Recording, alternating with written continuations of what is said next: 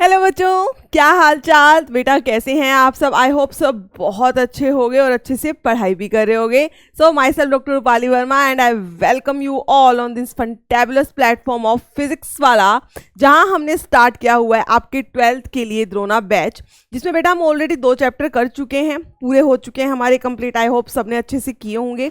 ठीक है, आज हमने एक न्यू चैप्टर स्टार्ट करना है, that is human health and diseases. ठीक है, तो अब ये जो चैप्टर है बेटा काफ़ी इंपॉर्टेंस ये भी रखता है। ठीक है, इसमें से काफ़ी इंपॉर्टेंट क्वेश्चंस आ जाते हैं, लाइक ड्रग्स के ऊपर क्वेश्चन आते हैं, इम्यूनिटी। तो काफ़ी बच्चों को थोड़ा सा टफ लगता है, समझ ही नहीं आती हमें what is active immunity, what is passive immunity and what is actually immunisation. तो हम कोशिश करेंगे यहाँ पे पूरा कंप्लीट करें, अच्छे से आपको समझ भी आए। ठीक है, तो चलिए पहले हम इसका देखते हैं, आज एक लेआउट देखते हैं। आज इसका हम करने वाले हैं basically introduction of this chapter, then हम स्टार्ट करेंगे कॉमन डिजीजेस। बट उससे पहले एक इस चैप्टर का हम लेआउट ले लेते हैं बेटा, कि आज बेसिकली इस पूरे चैप्टर के अंदर हमें करना क्या है। ठीक है, तो बेटा अगर हम लेआउट की बात करें, सबसे पहले सिंपल सी बात है, जब भी कोई चैप्टर स्टार्ट करते हैं उसमें हम क्या करते हैं, उसका इंट्रोडक्शन। चैप्टर का नाम क्या है? Human health and disease. तो सबसे पहले तो आपको ये पता होना चाहिए कि हेल्थ क्या है, what is the definition of health. फिर उसके बाद अगर हेल्थ है तो डिजीज भी होगी, तो वो डिजीज कॉजिंग एजेंट क्या है। ठीक, तो सबसे पहले हमारा क्या रहेगा इसके अंदर? First one will be the, हम डिस्कस करेंगे बेटा डेफिनेशन ऑफ हेल्थ। ठीक है, डेफिनेशन ऑफ हेल्थ करेंगे, देन उसके बाद हम करेंगे बेटा यहां पर types of diseases. Types of diseases का मतलब है कि जो आपको डिजीज किसी भी इंसान को हुई है वो कैसे हुई, क्या वो जब उसका बर्थ हुआ वो तब से ही थी, मींस क्या वो कंजेनाइटल है, या बर्थ होने के बाद ड्यूरिंग हिज लाइफ टाइम उसने एक्वायर की, मींस क्या वो एक्वायर्ड है। ठीक है, तो ये पूरा एक हम फ्लो चार्ट इसका बनाएंगे टाइप ऑफ डिजीजेस का। देन हम स्टार्ट करने वाले हैं इसमें some common diseases of human beings. ठीक है, नेक्स्ट टॉपिक जो इसमें हमारा रहेगा बेटा वो होगा कॉमन डिजीजेज इन ह्यूमंस। अब अगर हम कॉमन डिजीजेज इन ह्यूमंस की बात करें बेटा, तो इसके अंदर हम क्या क्या इंक्लूड कर सकते हैं? कुछ बैक्टीरियल इन्फेक्शंस, ठीक है, वायरल इन्फेक्शन हो सकते हैं, देन फंगल हो सकता है, प्रोटोजोन। प्रोटोजोन में क्या है? सबसे इंपॉर्टेंट जो हम करने वाले हैं यहां पर मलेरिया। ठीक है, पूरी जो हम प्लाज्मोडियम है उसकी पूरी एक लाइफ साइकिल करेंगे। ठीक, देन हेलमिंथिक इन्फेक्शन।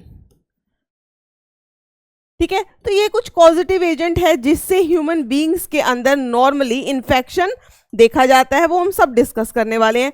ठीक, तो हो गया हमारा कॉमन डिजीज। कॉमन डिजीज करने के बाद जब ये पूरा हो जाएगा, आपकी सारी डिजीज हम इसमें डिस्कस करेंगे, उसके बाद हम स्टार्ट करेंगे इम्यूनिटी। ठीक है, तो आपका 4th नंबर जो है इस पे स्टार्ट होगा बेटा इम्यूनिटी। अब इम्यूनिटी जो है आपकी 2 टाइप की होती है, one is active and the another one is the passive. ठीक है, सो ये हो गया आपका immunity, next part of the chapter. Immunity के बाद इसी को ही कंटिन्यू करने वाले हैं, और इस सॉरी बेटा इसमें आएगा आपका वन विल बी इनेट और दूसरा होगा acquired. Sorry, innate and acquired immunity, और उसके बाद नेक्स्ट टॉपिक आएगा आपका active and passive immunity, then immunisation, active and passive immunity. Next हम करेंगे बेटा इम्यूनाइजेशन। इम्यूनाइजेशन मींस जो भी आपको वैक्सीन्स लगती हैं उनके बारे में हम पढ़ने वाले हैं।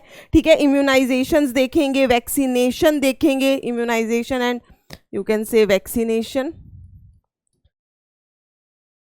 तो एक्चुअली काफ़ी बड़ा सा चैप्टर है, इसमें पूरा टॉपिक और हर टॉपिक जो इसके अंदर है काफ़ी इंपॉर्टेंट है। ठीक, so active and passive immunity, then immunisation and vaccination. उसके बाद आपका एक टॉपिक आएगा दैट विल बी एलर्जी, ठीक है। देन एलर्जी के बाद आप इसके अंदर करने वाले हैं auto immunity. What is auto immunity? ठीक है। ऑटो इम्यूनिटी के बाद इसमें हम करेंगे बेटा immune system of the body, ठीक है। Immune system of the body means यहां पर आप पढ़ेंगे लिम्फॉइड ऑर्गन्स, ठीक है। क्या पढ़ेंगे? Lymphoid organs. तो आप लिख सकते हैं इसमें इम्यून सिस्टम,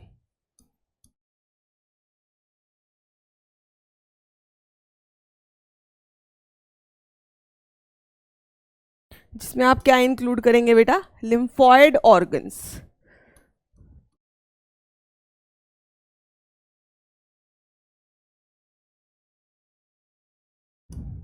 क्लियर? ठीक है। तो ये हो गया आपका इम्यून सिस्टम। अब इम्यून सिस्टम के बाद कुछ common diseases, AIDS, then cancer. AIDS और cancer very very very important. फिर उसके बाद आ जाएगा बेटा आपका ड्रग एंड अल्कोहल अब्यूज।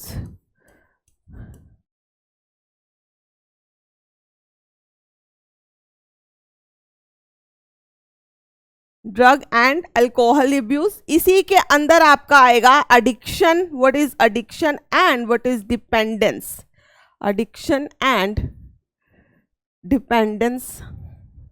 और जब हम किसी चीज का अब्यूज करेंगे, किसी चीज की एडिक्शन करेंगे, तो लास्ट में उसका हमें क्या पता होना चाहिए? हाउ टू प्रिवेंट इट और how to control it. Prevention and control, ठीक है बेटा। तो ये पूरा एक आपका चैप्टर का लेआउट था कि इस चैप्टर के अंदर हमें ये सब चीज जो है बहुत अच्छे से डिस्कस करनी है।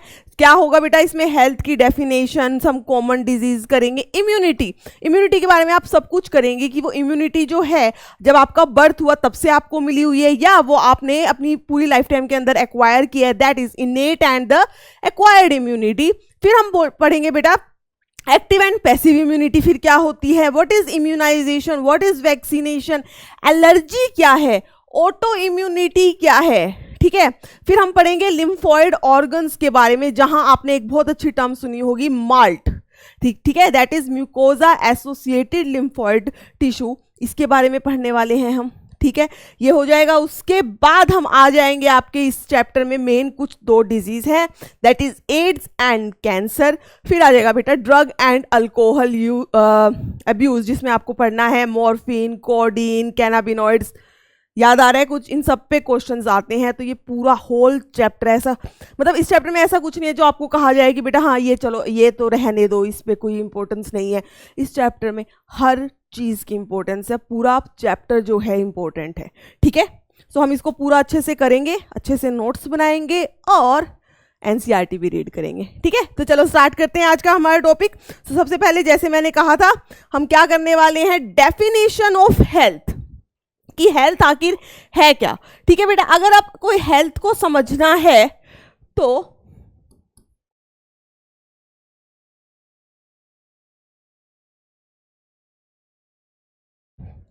देखो बेटा सिंपल सी बात है। हेल्थ जैसे कि हमने पहले, इससे पहले वाला चैप्टर हमने कौन सी किया था? Reproductive health.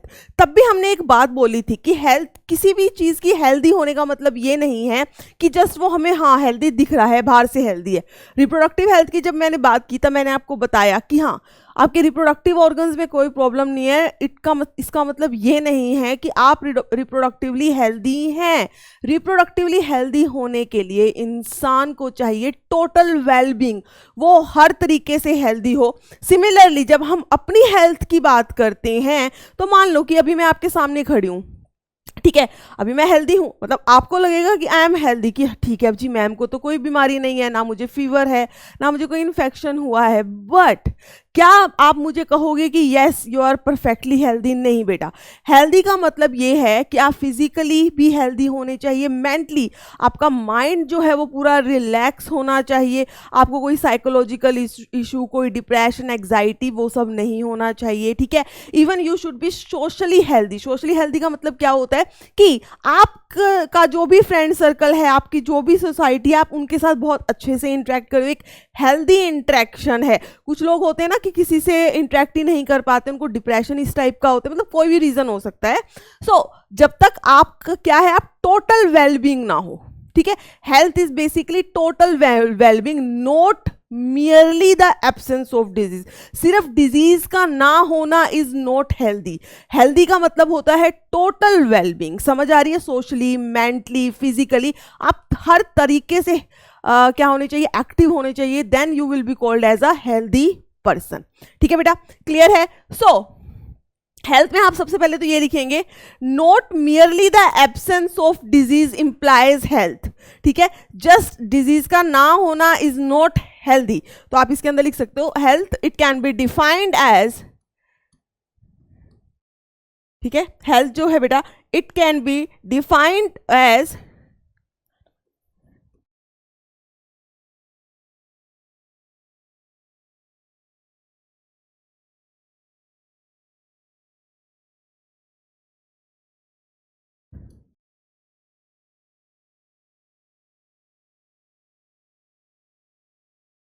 Complete total wellbeing, पूरा की इंसान जो है पूरा हेल्दी होना चाहिए। A state of, as a state लिखो बेटा,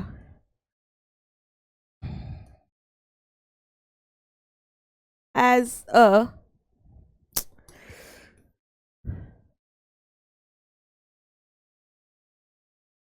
defined as a state of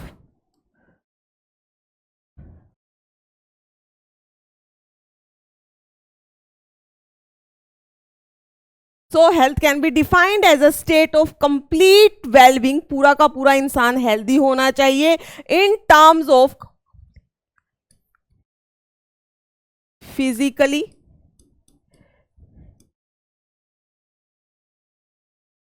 socially and mentally, ठीक है। एक जो इंसान है वो कंप्लीटली, उसका टोटल कंप्लीट वेलबींग, चाहे वो आप उसको फिजिकली ले लो, चाहे उसको मेंटली ले लो, चाहे उसको सोशली ले लो, that is called as the health. So health can be defined as a state of complete wellbeing, physically, socially and mentally. I hope इतनी बात क्लियर है। एंड साथ में आप ये लिख सकते हो, एंड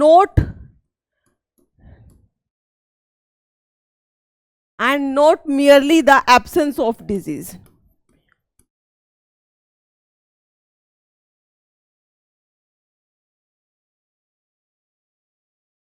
क्लियर है इतनी बात? आई होप ये सबको बात क्लियर होगी। सिंपल सी बात है, जैसे रिप्रोडक्टिवली हेल्दी पर्सन कहा था, वैसे हम वैसे ही एक टोटल, अगर अपने हेल्थ की बात करें तो उसको भी हम वैसे ही डिफाइन करते हैं बेटा, ठीक है। चलो अब हम बात करते हैं टाइप्स ऑफ डिजीजेस की, ठीक है। नेक्स्ट जो हमारा रहेगा that is the types of disease.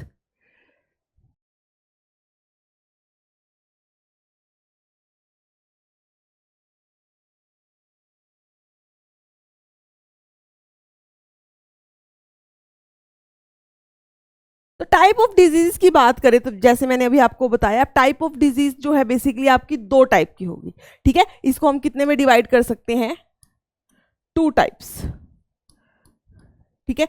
Two types का मतलब है ये डिपेंड करेगी कि वो डिजीज आप जब हुए थे, मतलब जब आपका बर्थ हुआ तब से आपको है, या आफ्टर बर्थ आपने एक्वायर की है, ठीक है बेटा। जब आप हुए मतलब जब आपका बर्थ हुआ तब से आपको वो डिजीज है, means that is a congenital disease, और या आपने अपनी लाइफ टाइम में ही आप बीमार हुए हो, दैट इज एक्वायर्ड डिजीज, ठीक है। तो इसके अंदर आप क्या लिख सकते हो? One will be the congenital, और you can say the genetic disorders.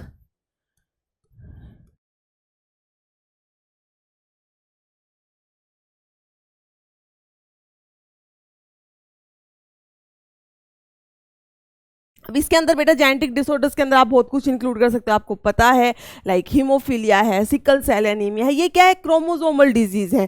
जब आपका बर्थ हुआ तब से ही आपको, ऐसा नहीं है कि बच्चा हुआ ठीक था बाद में उसको सिकल सेल एनीमिया हुआ, ऐसा तो नहीं होगा, ठीक है। तो वो डिजीज जो आपको बाय बर्थ ही है, जो आप जब हुए तब से ही प्रेजेंट है, आपके क्रोमोसोम में कोई दिक्कत है, that comes under the congenital. Congenital मतलब मीन्स बाय बर्थ, जिसमें आपके क्या आ जाएंगे? सब जेनेटिक डिसऑर्डर्स, ठीक है। दूसरा है जो आप अपने लाइफ टाइम के अंदर एक्वायर करते हो, so second will be the acquired. Second क्या है बेटा? एक्वायर्ड। और इस चैप्टर में हमारा जो कंसर्न है, हम जो पढ़ने वाले हैं, वो मेन है यही एक्वायर्ड डिजीज, ठीक है। तो अब ये जो एक्वायर्ड डिजीज है, इसको हम फिर से दो पार्ट में डिवाइड कर सकते हैं। एक तो होगा एक तो होता है बेटा कम्युनिकेबल, एक होते हैं कम्युनिकेबल, एक होता है नॉन कम्युनिकेबल। पहले लिखो, so first will be the communicable diseases और नेक्स्ट हो जाएगा बेटा नॉन कम्युनिकेबल।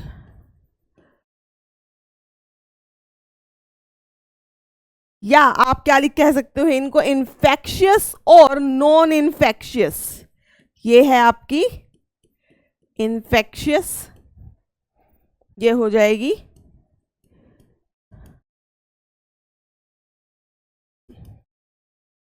नॉन इन्फेक्शियस, ठीक है। एक हो जाता है बेटा इन्फेक्शियस, दूसरी हो जाएगी नॉन इन्फेक्शियस। फिर से समझो, कम्युनिकेबल मीन्स आपको एक डिजीज है, मान लो कि आज हमें किसी को कोल्ड होता है, ठीक है, तो उसको क्या कहा जाता है? भाई तुम अपना हाथ वगैरह हर जगह मत लगाओ, अपना जो है अपना कुछ ना कुछ यूज करो, ऐसे बैरियर यूज करो, ठीक है, हैंकी वगैरह यूज करो। स्नीज कर रहे हो तो अपने जो ड्रॉपलेट्स है, एरोसोल्स जो हैं, वो ऐसे पूरी हवा के अंदर मत फैलाओ, क्योंकि अगर हम उसको इनहेल कर लेंगे तो हमें भी कोल्ड हो जाएगा। And cold is actually very contagious. जैसे ही आपके घर में किसी को होता है, वैसे ही दूसरे किसी ना किसी को जरूर हो जाता है, ठीक है। तो ये होती है इन्फेक्शियस डिजीज, कम्युनिकेबल डिजीज, जो एक इंसान से दूसरे को हो जाएगी, that will be the communicable, infectious. और एक और वर्ड इसके लिए हम यूज करते हैं, दैट इज कंटेजियस। कौन सी बेटा? कंटेजियस, ठीक है। ये हो गया आपकी कम्युनिकेबल। नॉन कम्युनिकेबल डिजीज कौन सी होती है बेटा? जो एक दूसरे को ट्रांसफर नहीं होती। सिंपल सी बात है, मान लो कि किसी को कैंसर है, घर पे किसी को भी अगर मान लो कैंसर है, या सोसाइटी में किसको भी है, वेरी कॉमन हो गया आजकल। तो क्या उसको हाथ लगाने से, क्या उसके पास बैठने से कैंसर हो जाएगा? नहीं होगा। मतलब कोई भी ऐसे मोड ऑफ ट्रांसमिशन नहीं है। अगर आप इस कम्युनिकेबल की बात करो तो इसके अंदर आप क्या, एक तो मैंने कोल्ड बोला, ऐसे ही मैं कह देती हूँ मलेरिया, वो भी तो कंटेजियस हो सकता है ना, कि भाई उसी मस्कीटो ने आपको काटा, फिर दूसरे ने काट दिया। सिमिलरली अगर आप एड्स की बात करो, एड्स भी कंटेजियस है, चाहे वो सेक्सुअली ट्रांसमिटेड हो, but there is a method कि वो ट्रांसमिट हो जाएगा। बट जो नॉन कम्युनिकेबल है वो ट्रांसमिट नहीं होती है। मान लो किसी को एलर्जी है तो है, दूसरे को ट्रांसफर नहीं होने वाली है, ठीक है। इसमें कुछ डिजनरेटिव डिजीज आती हैं, लाइक किसी को ऑस्टियोपोरोसिस है, आर्थराइटिस है, भाई है तो ऐसा तो नहीं है वो किसी भी तरीके से दूसरे को ट्रांसफर नहीं होने वाली है। किसी को डेफिशिएंसी डिजीज है, लाइक विटामिन ए की डेफिशिएंसी है, विटामिन डी की डेफिशिएंसी है, क्या वो दूसरे को ट्रांसमिट हो जाएगी? नहीं होगी। कोई मेथड नहीं है, चाहे आप ब्लड ट्रांसफ्यूजन कर दोगे तब भी नहीं होने वाली, सिंपल सी बात है। बट कम्युनिकेबल और इन्फेक्शियस का मतलब है बेटा वो कोई ना कोई मेथड से जो है ट्रांसमिट हो सकती हैं, ये आपको ध्यान रखना है, ठीक है। तो इसके अंदर आप एग्जाम्पल लिख लो।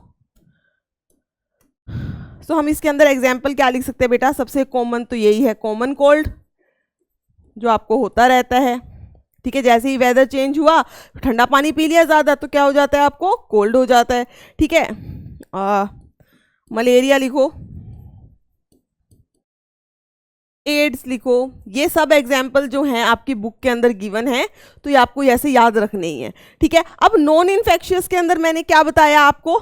नॉन इन्फेक्शियस में है बेटा, इसको हम और भी डिवाइड कर सकते हैं कि कोई डेफिशिएंसी है, ऑफ कोर्स वो किसी को पास नहीं होने वाली। कोई डीजनरेटिव डिजीज है, डीजनरेटिव मतलब क्या हुआ? इसमें आप कह सकते हो लाइक ऑस्टियोपोरोसिस है,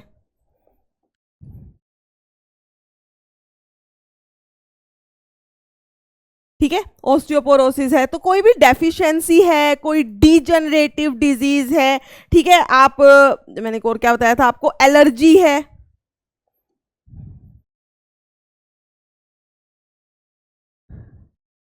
किसी को कैंसर है, ठीक है, तो ये सब वो डिजीज होती हैं जो ट्रांसफर नहीं होने वाली हैं, जो कम्युनिकेबल कैटेगरी के अंदर आपकी नहीं आएंगी। समझ आ रही है बेटा? और भी आप इसमें लिख सकते हो, कैंसर हो गई, एलर्जी हो गई, डीजनरेटिव, डेफिशिएंसी हो गई। बेटा कोई मेंटल डिसऑर्डर है, किसी को एडिक्शन है,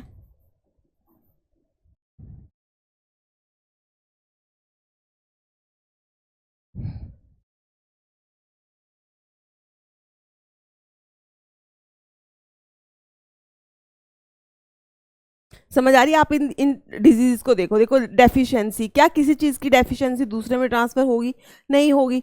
ये डिजीज नहीं हो सकती, एलर्जी नहीं हो सकती ट्रांसफर, कैंसर भी नहीं हो सकती बेटा, ठीक है। मेंटल डिजीज, किसी को डिप्रेशन है तो दूसरे को ट्रांसफर थोड़ी हो जाएगा वो, ठीक है। ऐसा थोड़ी है कि हाँ किसी को डिप्रेशन था, एक मच्छर आया इसने मुझे काटा, अपना डिप्रेशन उसको दे दिया, ऐसा नहीं होने वाला है, ठीक है। एडिक्शन, अगर किसी को अल्कोहल का एडिक्शन है, कोई बहुत ज़्यादा ड्रिंक करता है, तो ऐसा नहीं है कि वो भी किसी मच्छर से ट्रांसफ़र हो जाएगा या आपको उससे ब्लड ट्रांसफ्यूज़न किया जाए तो ट्रांसफ़र हो जाएगा, ऐसा नहीं होता। तो जो डिजीज़ ट्रांसफ़र नहीं हो सकती वो नॉन कम्युनिकेबल या आप कह सकते हो नॉन इन्फेक्शियस, और जो ट्रांसफ़र होती हैं उनको हम क्या कहते हैं? कम्युनिकेबल और the infectious disease.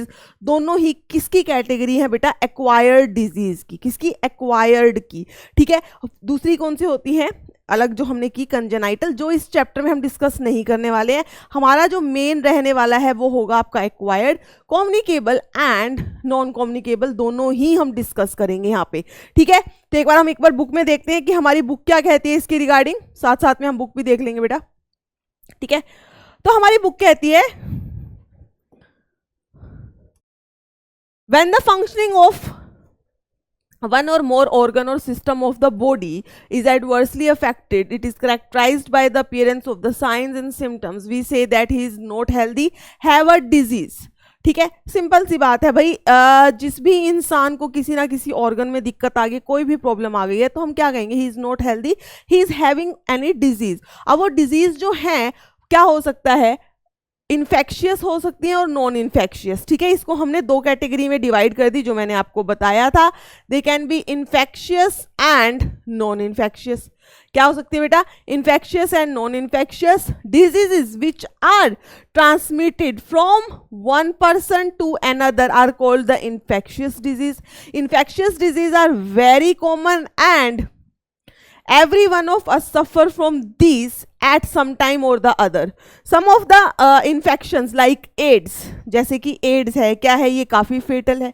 Among non infectious, ये तो इन्होंने infectious में जस्ट एक एग्जाम्पल दे दिया AIDS, और मैंने आपको और भी बता दिए, ठीक है। और नॉन इन्फेक्शियस जो है उसके अंदर जो कैंसर है, it is the major cause of death. Cancer जो है बेटा आज के टाइम में it is the major cause of death. उसके बाद बेटा drug and alcohol abuse also affect our health adversely.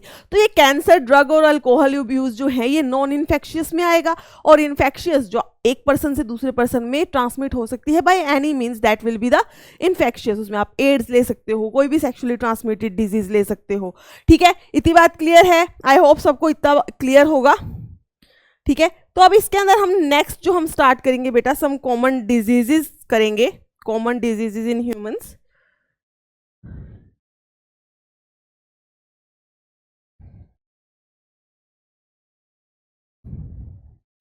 तो नेक्स्ट हमारा रहेगा बेटा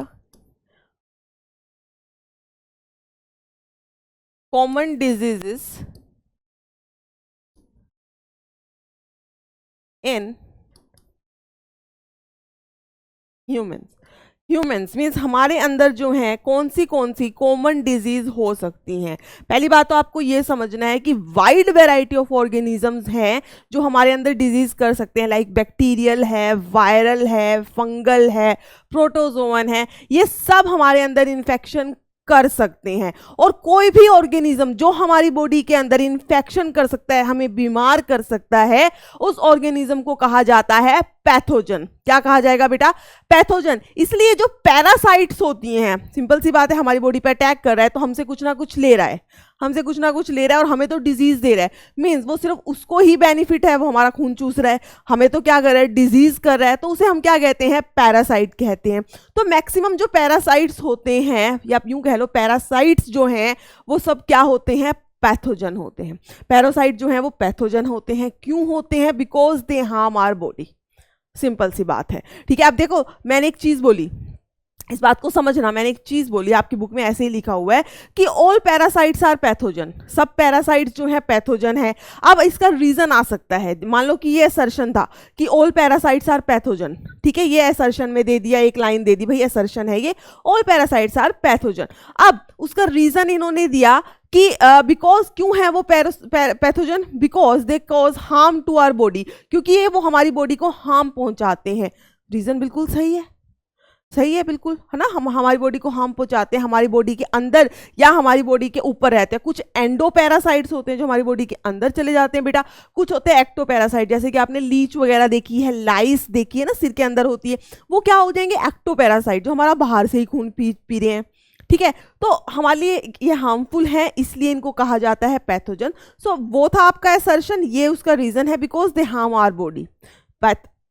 पैरासाइट को हम पैथोजन यूं क्यों कहते हैं? Because they harm our body, ये इसका रीजन हो गया। तो दोनों करेक्ट, क्या हो, स्टेटमेंट क्या हो गई? करेक्ट है, and reason is the correct explanation of the assertion. समझ आई असर्शन रीजन क्वेश्चन कैसे बनते हैं, ठीक है। So common disease of disease in human के अंदर सबसे पहले आप क्या लिखोगे? A wide variety of organism, a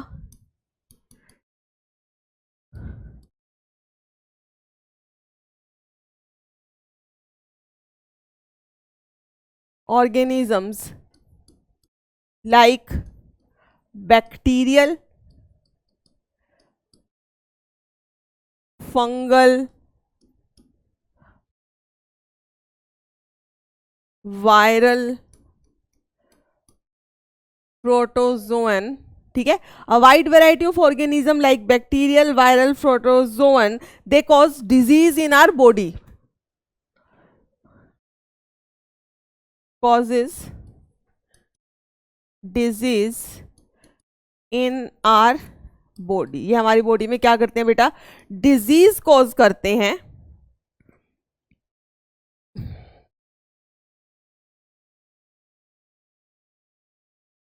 These disease causing organisms are called as, इनको हम क्या कहते हैं? इनको हम कहते हैं pathogens, are called as pathogens. क्या कहेंगे बेटा? इनको हम पैथोजेंस कहते हैं, सिंपल सी बात है, ठीक है। और उसके बाद मैंने आपको एक चीज बताई थी, क्या? कि जो आपके मोस्टली जो पैरासाइट्स होते हैं they are pathogen, most parasites are pathogen. क्यों है भाई वो pathogen? Because they cause harm to our body by living in और on the host. Host means आप इनको पार्टी दे रहे हो तो आप क्या हो? होस्ट हो इनके। तो पैरासाइट या तो आपकी बॉडी पे ऊपर रहेंगे या अंदर की तरफ जाएंगे और आपको डिजीज करेंगे। इसलिए मोस्टली जब पैरासाइट्स जो होते हैं दे आर पैथोजन। पैथोजन क्या होता है? वो ऑर्गेनिज्म जो आपकी बॉडी के अंदर डिजीज कोज कर सकता है, दैट इज पैथोजन। बहुत सारे हैं, बैक्टीरियल, वायरल, बहुत सारे, ठीक है। तो अब इसके अंदर हम सारे इन्फेक्शन करेंगे बेटा। बैक्टीरिया से कौन सा होता है? फंगल, वायरल, प्रोटोजोअन, हेलमिंथिक, या हम सब इन्फेक्शंस वन बाय वन करेंगे। तो सबसे पहले हम जो स्टार्ट करने वाले हैं that is the bacterial diseases.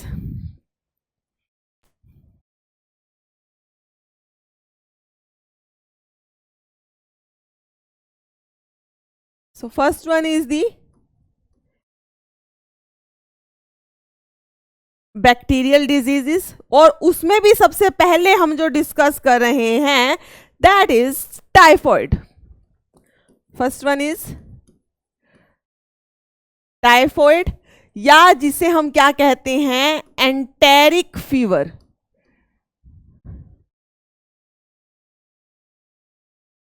ठीक है, टाइफॉइड और we call it enteric fever. अब इसमें सबसे पहले आपको पता होना चाहिए कि टाइफॉइड जो है इसका कॉजेटिव एजेंट क्या है, या यूं कह लो ये कौन से पैथोजन से होती है. ये डिजीज को कॉज करने के लिए एजेंट कौन सा है, तो बेटा उसका नाम होता है सैल्मोनेला टाइफी. क्या है, Salmonella typhi. Typhoid that is enteric fever. Simple सी बात है, कभी आपने देखा हो या हुआ होगा, टाइफॉइड क्या होता है, मेनली इसके अंदर आपको बहुत लंबे टाइम तक फीवर रहता है. ठीक है, हल्का हल्का हल्का हल्का फीवर हमेशा ही रहेगा. That is typhoid. किससे कॉज होता है, पॉजिटिव एजेंट क्या है, बैक्टीरियल डिजीज है. सो उस बैक्टीरिया का नाम है बेटा सैल्मोनेला टाइफी. क्या नाम है, सैल्मोनेला टाइफी. अगर अब हम इसके मोड ऑफ ट्रांसमिशन की बात करें कि ये जो पैथोजन है, ये जो बैक्टीरिया है, ये आपकी बॉडी के अंदर कैसे आया, तो इसका मोड ऑफ ट्रांसमिशन में एक वर्ड में हम बोल सकते हैं, it is the faeco oral route. Faecal oral route means वो खाना, वो आप कोई खाना खा रहे हो या आप कोई पानी पी रहे हो जो कि कंटेमिनेटेड है इस बैक्टीरिया से. मीन्स मान लो कि किसी को टाइफॉइड है, ठीक है, किसी को टाइफॉइड है, तो बेटा जो उसकी फीसिस हैं उसके अंदर भी वो बैक्टीरिया निकलेगा. आपने अपनी फीसिस का डिस्पोजल अच्छे से नहीं किया. जैसे हमारे घर तो क्या है, टॉयलेट्स वगैरह हैं, बट कुछ लोग क्या करते हैं, पानी के पास जाकर, मतलब कहीं पर भी जो है दे जस्ट डेफिकेट. ठीक है, तो वो अल्टीमेटली पानी में गया, पानी के अंदर गया तो बैक्टीरिया गया, तो वाटर क्या हो गया, कंटेमिनेट हो गया. ऐसे ही फूड, मान लो कि फूड भी कंटेमिनेट हो सकता है कि नहीं. वो बैक्टीरिया जो है किसी भी फ्लाई वगैरह के से जो है दूसरे फूड के ऊपर जा सकता है. फीसिस के ऊपर बैठी कोई फ्लाई, आपके फूड पे बैठ गई तो भाई कंटेमिनेट हो गया. तो इस तरीके से फैलता है क्या, टाइफॉइड. ठीक है, जब भी आप कोई खाना या पानी पी रहे हो which is contaminated with this bacteria, it causes typhoid और you can say enteric fever in your body. So next इसके अंदर हम लिखेंगे बेटा मोड ऑफ ट्रांसमिशन, कैसे ट्रांसमिट होता है.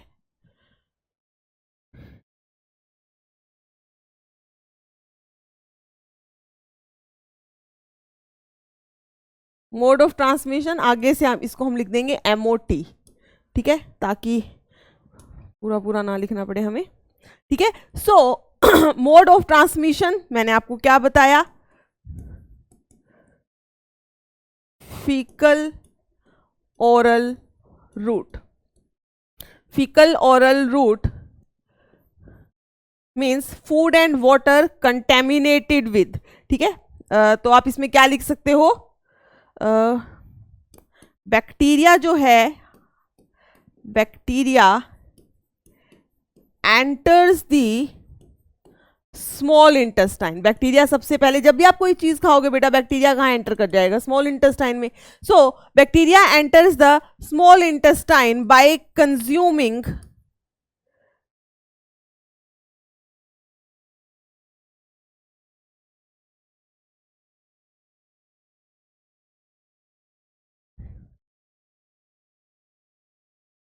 food or water contaminated with bacteria. जब भी आप कोई ऐसा फूड और वाटर यूज करते हो which is contaminated with the bacteria, bacteria जो है directly enters into your small intestine. वो बैक्टीरिया जो है कहाँ एंटर कर जाता है बेटा, स्मॉल इंटेस्टाइन में, and then it migrates to the other organs via blood. लिख दो इसमें, and then migrates to other organs via blood. समझ आ रही है बेटा? पहले बैक्टीरिया जो है आपकी बॉडी के अंदर एंटर किया। कैसे एंटर किया? क्योंकि आपने खाना या गंदा पानी पी लिया जिसमें वो बैक्टीरिया था, आपकी स्मॉल इंटेस्टाइन के अंदर गया।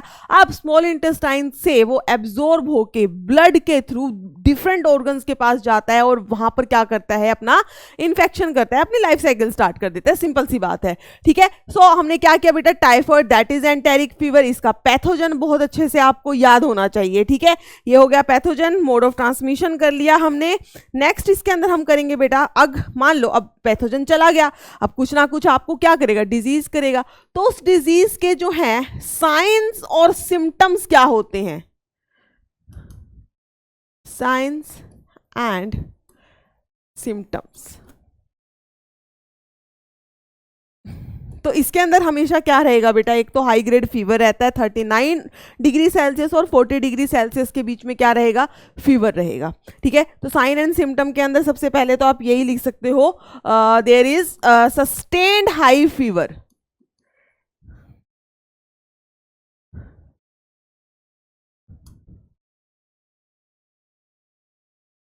Sustained high fever 39 degree Celsius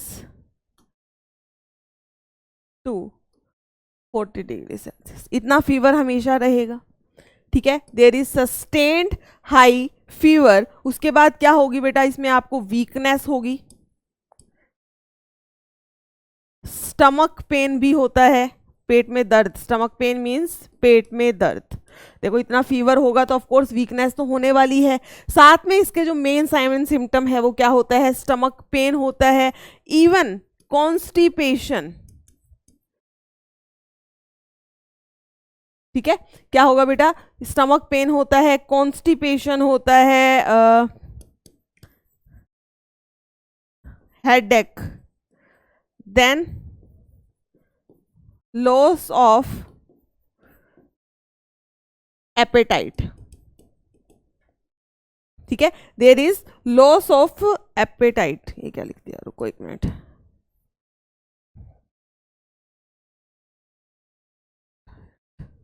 loss of appetite, ठीक है। तो साइन एंड सिम्टम्स जो है इस डिजीज के क्या लिखे हैं बेटा हमने? There is sustained high fever that is 39 degree Celsius to 40 degree Celsius उस तक रह सकता है।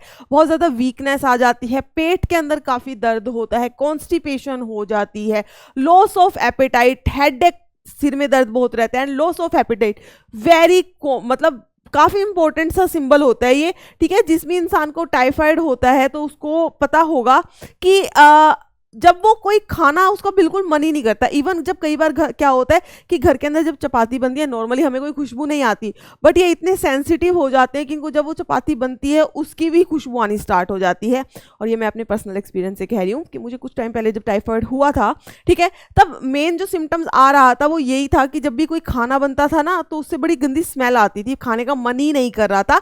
That is loss of appetite, ठीक है बेटा। आई होप ये साइन एंड सिम्टम सबको क्लियर होंगे। देखो ये जो साइन एंड सिम्टम है यहां से मैक्सिमम क्वेश्चंस जो नहीं बनते हैं, मतलब अगर आप एमसीक्यूज की बात करो तो एमसीक्यूज तो ऑफ कोर्स नहीं बनते हैं, बट आपके 12th बोर्ड के लिए ये बहुत इंपॉर्टेंट है, ठीक है।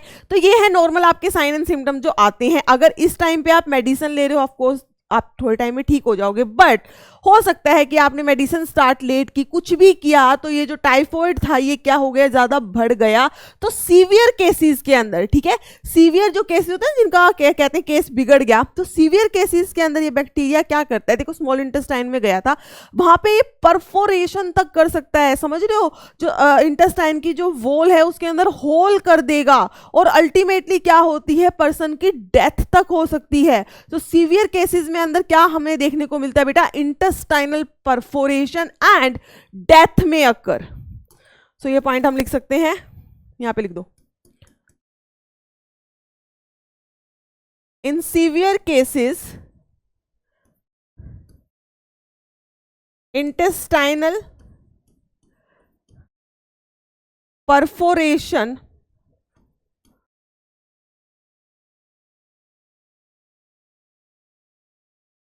एंड डेथ में अक्कर। सीवियर केसेस के अंदर इंटेस्टाइनल परफोरेशन हो सकती है एंड इवन डेथ भी हो सकती है। अब इसमें सबसे एक इंपॉर्टेंट क्वेश्चन जो बनता है that is the confirmatory test for the typhoid. Confirmatory test, confirmatory test जो है बेटा टाइफॉइड के लिए वेरी इंपॉर्टेंट, जो आप याद रखेंगे, जिसे हम क्या कहते हैं, it is called Widal test.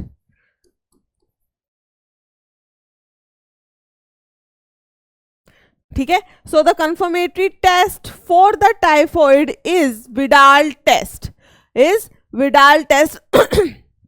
अब हम बात करते हैं, एक क्लासिक केस ऑफ टाइफॉइड है जिसे हम क्या कहते हैं, टाइफॉइड मैरी। एक classic case of typhoid is seen, या एक उसका मेंशन है हमारी मेडिसिन के अंदर, वो किसका है बेटा, टाइफॉइड मैरी का। टाइफॉइड मैरी या मैरी मेलन, इनका काम क्या था, ये एक कुक थी बाय प्रोफेशन। ठीक है, क्या थी बेटा, कुक थी। अब इनको जो है वो टाइफॉइड बहुत टाइम तक इन्होंने कभी मेडिसिन नहीं ली, अच्छे से कोर्स पूरा नहीं किया, तो इनको खुद को ज्यादा कोई सिम्टम नहीं आते थे, but she was a carrier. समझ रहे हो आप, मतलब आपके अंदर वो बैक्टीरिया है, वो बैक्टीरिया आपको कुछ हार्म नहीं कर रहा है, but you are a carrier. Means आप अपना जो कैरियर है, जो बैक्टीरिया है, आप दूसरे लोगों में फैला रहे हो। ठीक है, अब वो कुक थी तो खाना बनाती थी, और जो खाना बनाती थी उसके थ्रू उस खाने में क्या जाता था, बैक्टीरिया चला जाता था, और जो भी उस खाने को खा रहा था उन सब के अंदर क्या हो रहा था, टाइफॉइड। और ये काफ़ी एक सीवियर चीज़ हो गई थी कि जो कोई भी इंसान उस रेस्टोरेंट में जा रहा था उसको टाइफॉइड हो रहा था। फिर तो बड़ी मुश्किल से पता चला कि इसकी वजह से हो रहा है। She is a carrier of the Salmonella typhi, जो सबको लोगों को पास ऑन कर रही है बाय मेकिंग फूड। ठीक है, so there is a classic, इसमें क्या लिख सकते हो,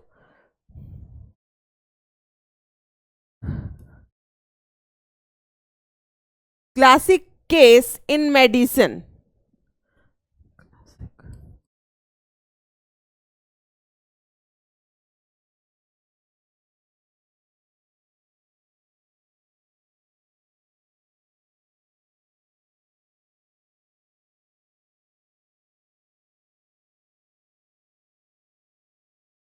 क्लासिक केस है मेडिसिन के अंदर किसका, टाइफॉइड मैरी का। और आपको पता लग गया, शी वॉज अ कैरियर, और वो जो खाना कुक बनाती थी, she was a cook by profession, तो खाना बनाती थी, उस कैरियर को मतलब सैल्मोनेला टाइफी को, उस बैक्टीरिया को लोगों में पास ऑन कर रही थी, और लोगों को क्या होता जा रहा था, टाइफॉइड होता जा रहा था। ठीक है, so classic case in medicine is of the typhoid Mary. She was cook by profession, cook by profession, वो क्या थी बेटा, एक कुक थी प्रोफेशन से, and carrier of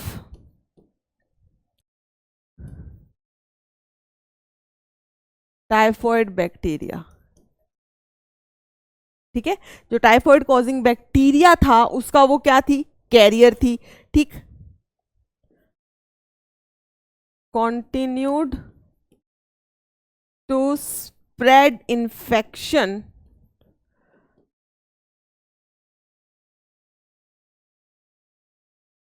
for years. ठीक है, और वो तो काफी लंबे टाइम तक जो है वो इन्फेक्शन को स्प्रेड करती रही।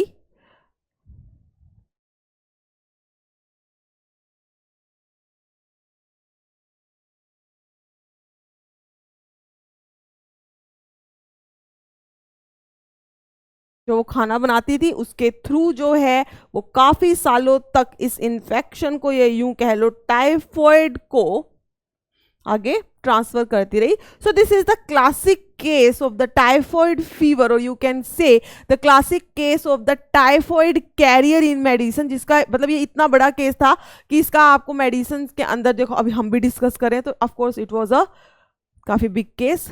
ठीक है, इतनी बात क्लियर है। तो बेटा बैक्टीरियल डिजीज के अंदर हमने सबसे पहले जो है वो कौन सी की है, टाइफॉइड जिसको हम एंटेरिक फीवर भी कहते हैं, ठीक है। Mode of transmission is faecal oral route, means water और food contaminated with the bacteria. पहले वो कहाँ जाते हैं, हमारी स्मॉल इंटेस्टाइन में, स्मॉल इंटेस्टाइन से ब्लड के थ्रू दूसरे ऑर्गन्स में जाता है। सीवियर केसेस के अंदर जो है आपके इंटेस्टाइनल परफोरेशन हो सकती है, और साथ के साथ क्या हो सकती है, डेथ भी हो सकती है अगर इसका प्रॉपर ट्रीटमेंट नहीं लिया गया। Confirmatory test for the typhoid is the Widal test. Then there is a classic case which is seen in medicine is of the typhoid Mary which was a typhoid carrier. वो cook थी, तो अपने खाने के through लोगों के अंदर ऐसे इन्फेक्शन को फैला रही थी। सेकंड जो हम इसके अंदर डिस्कस करने वाले हैं bacterial infection, that is pneumonia.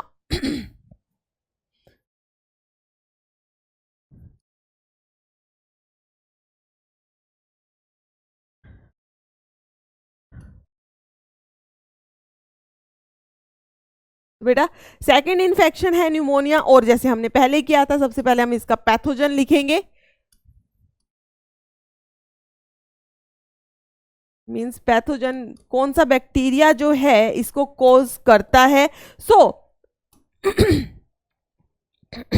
सबसे पहले क्या है बेटा, सबसे पहले हमने किया था टाइफॉइड, सेकंड नंबर पे है आपका न्यूमोनिया। अब न्यूमोनिया जो है इट इज कॉज्ड बाय, यहां पर आपको दो पैथोजन याद रखने हैं बेटा। One is the Streptococcus pneumoniae, कौन सा, स्ट्रेप्टोकोकस न्यूमोनी। दूसरा होता है हीमोफिलस इन्फ्लुएंजा। इन दोनों से ही न्यूमोनिया हो सकता है, ठीक है। तो first one will be the Streptococcus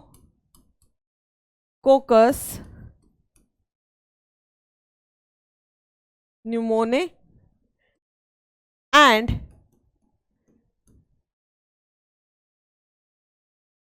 hemophilus influenzae, ठीक है। सो दो बैक्टीरिया आपको याद रखने हैं, Streptococcus pneumonia and Haemophilus influenza. इतनी बात क्लियर है, ठीक है। अब सेकंड नंबर पे हम क्या लिखते थे, मोड ऑफ ट्रांसमिशन। यहां पर भी हम लिखेंगे मोड ऑफ ट्रांसमिशन, मैं डायरेक्ट बेटा MOT लिख रही हूं, ठीक है। मोड ऑफ ट्रांसमिशन, अगर हम मोड ऑफ ट्रांसमिशन की बात करें तो सिंपल सी बात है, आपको पता होना चाहिए न्यूमोनिया कैसे होता है, बाय इनहेलिंग द ड्रॉपलेट्स और द एरोसोल्स। जो मान लो किसी को न्यूमोनिया है, वो क्या कर रहा है, वो कंटिन्यूअसली कफ कर रहा है, स्नीज कर रहा है, मतलब छींक रहा है, खांसी कर रहा है, उससे क्या होगा बेटा, जो वो उसके मुंह से जो ड्रॉपलेट्स निकलेंगे, एरोसोल्स जो निकलेंगे, वो पूरे आपकी सराउंडिंग में फैल जाएंगे। उनको आप इनहेल करोगे तो ये जो बैक्टीरिया है ये आपकी बॉडी में जाएगा, ठीक है, या आपके रेस्पिरेटरी ट्रैक्ट में जाएगा, and it can cause pneumonia in your body too. So means ये क्या है, it is a infectious disease. क्या है बेटा, ये इन्फेक्शियस डिजीज है। तो इसके अंदर हम क्या लिख सकते हैं, inhaling bye inhaling droplets and aerosols, inhaling droplet. समझ आ रही है, जो आप खांसते हो या दिखता है ना वो पानी सा गिरता है, दैट इज ड्रॉपलेट्स है, उसको हम एरोसोल्स भी कह सकते हैं, ठीक है। इनहेलिंग ड्रॉपलेट्स या यूं कह लो एरोसोल्स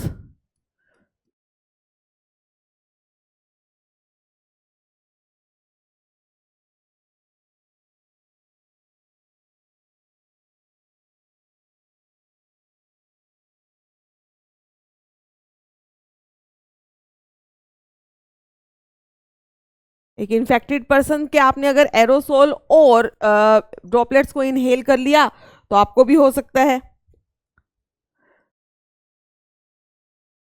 एक minute,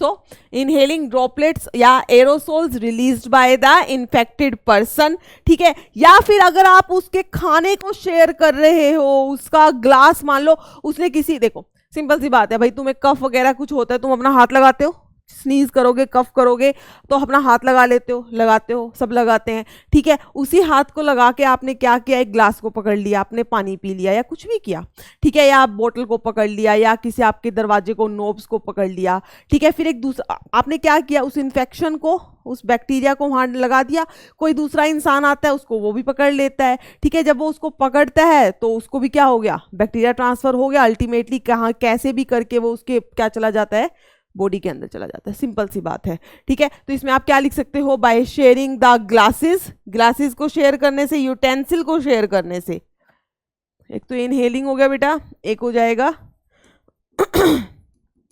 sharing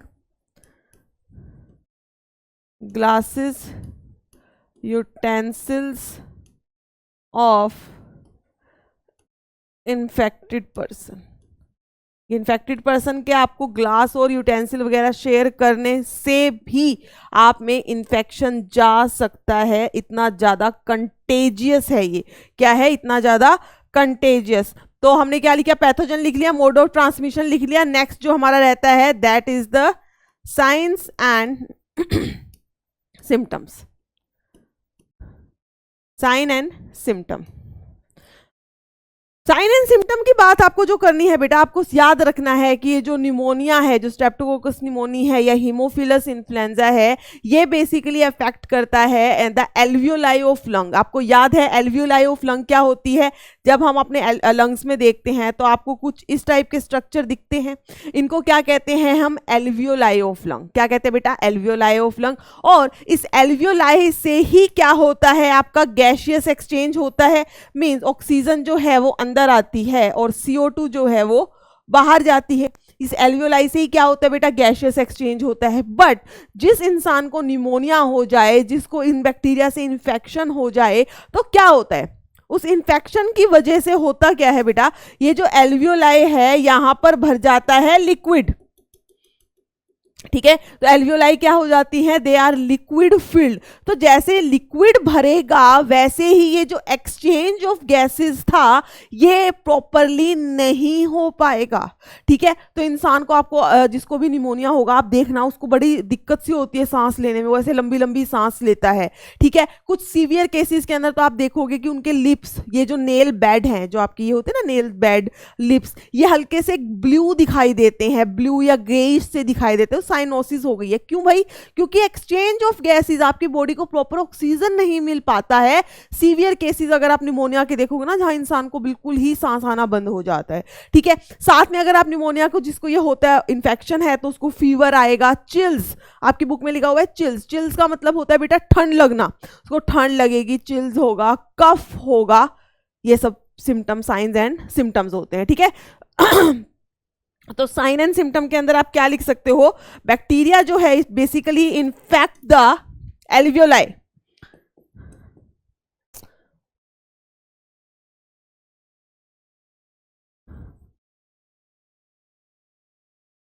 bacteria infects the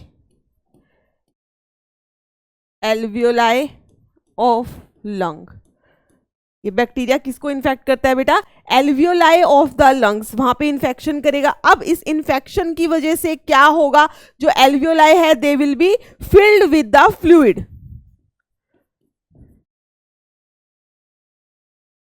gates filled with fluid. Alveoli जो हैं क्या हो जाएगा, they will get filled with the fluid. और अब जब फ्लूइड से फिल हो गई है तो प्रॉब्लम क्या आएगी, there will be severe problem in respiration. भाई वहीं तो हो रहा है एक्सचेंज ऑफ गैसेस, वहीं पे पानी भर गया तो कैसे सांस लोगे, नहीं, मतलब बड़ी दिक्कत हो जाएगी। So there is severe problem in respiration, there will be severe problem in respiration. तो ये तो हो गया बेसिकली कैसे होगा, ठीक है। अब ये जब इन्फेक्शन हो गया, एल्वियोलाई जो है किससे भर गई है, पानी से भर गई है, दिक्कत आने लग गई है रेस्पिरेशन के अंदर। तो और इनके अलावा, इसके रेस्पिरेशन में तो दिक्कत आ ही रही है, इसके अलावा जो है मैंने आपको क्या बताया था, कौन से सिम्टम देखने को मिलेंगे यहाँ पर, इनको पीछे लिख दे क्या, there will be fever, chills, cough, fever आएगा इंसान को, चिल्स, कफ, ठीक है। तो इंसान को क्या आ सकता है बेटा, फीवर, ठंड लगेगी, चिल्स आएंगे, ठीक है। चिल्स मतलब समझ आ गई ना, ठंड लगकर बुखार चढ़ना, ठीक है। फीवर, चिल्स, कफ, साथ में आप लिखो यहाँ पर हेडेक भी हो जाता है। साथ में क्या होता है बेटा, हेडेक भी हो जाता है। और सीवियर केसेस के अंदर there is greyish to bluish discolouration on the lips and the nail beds of the patient, ठीक है।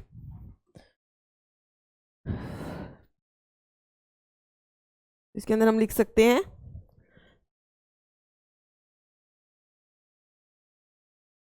सीवियर केसेस जो होते हैं वहां पर आपको क्या देखने को मिलता है, देयर इज, उनके जो लिप्स ग्रेइश कह लो या ब्लूइश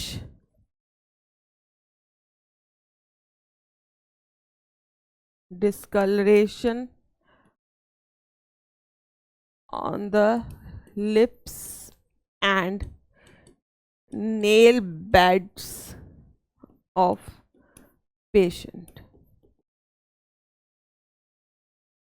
ठीक है। तो सीवियर केसेस में क्या होता है, देयर विल बी ग्रेइश और bluish discolouration on the lips and the nail beds of the patient. I hope सबको क्लियर है। तो हमने निमोनिया में क्या किया, क्या क्या याद रखेंगे आप, पैथोजन क्या है बेटा इसका, स्ट्रेप्टोकोकस निमोनी और हीमोफिलस इन्फ्लुएंजी, ठीक है।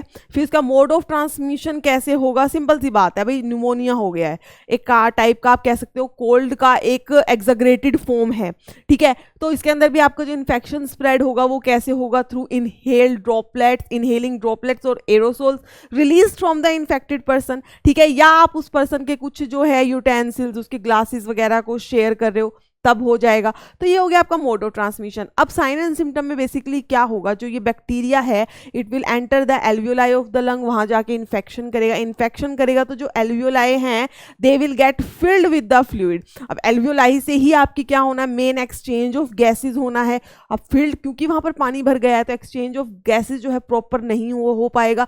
There will be severe problem in the respiration, क्या होगी, there will be severe problem in respiration, breathing के अंदर। सिम्टम क्या आने वाले हैं, फीवर होगा आपको, चिल्स, ठंड लगेगी, फीवर होगा, बहुत ज़्यादा खांसी आती है, कफ, ठीक है, हेडेक होगा। अगर प्रॉपर ट्रीटमेंट उसको नहीं मिल पा रहा है या केस ज़्यादा बिगड़ जाता है तो उन सीवियर केसेस के अंदर क्योंकि एक्सचेंज ऑफ गैस अच्छे से नहीं हो पा रहा, रेस्पिरेशन नहीं हो पा रही है, तो अब क्या होने वाला है, अब वहाँ पे डिस्कलरेशन, ब्लूइश और ग्रेइश डिस्कलरेशन आपको दिखने को मिलती है लिप्स पे एंड नेल बेड्स पे, लिप्स पे और नेल बेड्स पे। तो ये तो बेटा दो मेन बैक्टीरियल इन्फेक्शन है जो आपकी बुक में दिए हुए। अब मैं कुछ सम अदर बैक्टीरियल इन्फेक्शन लिख रही हूँ, साथ में जस्ट उनके हम पॉजिटिव एजेंट लिखेंगे, आपको पता होना चाहिए। जैसे आपकी बुक में 3 डिजीज के बाद लिखी हुई है, आप देखोगे कॉलरा, डिप्थीरिया, डिप्थीरिया नहीं, शाइगेला, ऐसे कुछ 3 लिखी हुई हैं, तो उन सबके अंदर हम उनका पॉजिटिव एजेंट एटलीस्ट आपको पता होना चाहिए, ठीक है। तो हम इसके अंदर लिख देते हैं, हेडिंग डाल दो, other bacterial diseases, other bacterial diseases, other bacterial diseases, जिसके अंदर फर्स्ट नंबर पे आप क्या लिख सकते हो, डायसेंट्री, देन है बेटा प्लाग, फिर है कॉलेरा, ठीक है। डायसेंट्री, प्लाग, कॉलेरा, फिर आप लिख सकते हो इसमें ट्यूबरक्यूलोसिस, देन लेप्रेसी, ठीक है, ट्यूबरक्लोसिस हो गई, लेप्रेसी हो गई। इसके अलावा आप लिख सकते हो इसमें वूपिंग कफ,